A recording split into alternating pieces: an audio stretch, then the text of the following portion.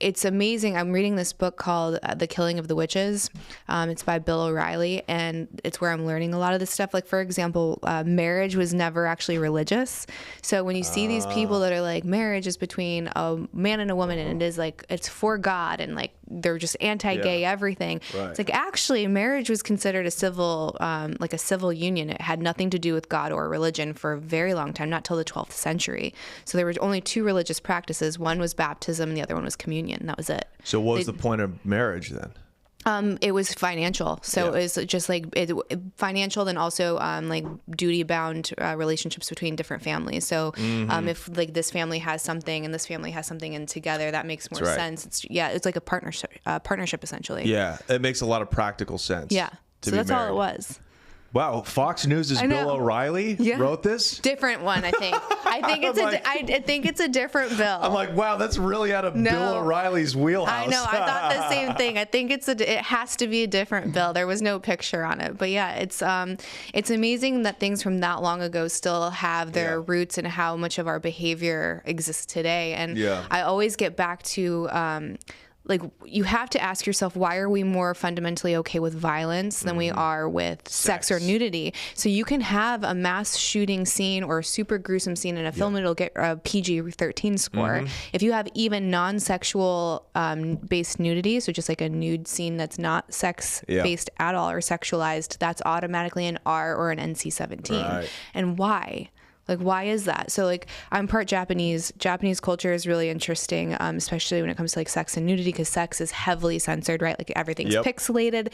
And I think that's also why a lot of, like, their porn is so weird, because there's such high censorship. But nudity is very normal. So you'll go to like bathhouses, for example, or in intergenerational homes. Like, people are just walking around naked. It's not a thing whatsoever. Wow. No one bats an eye.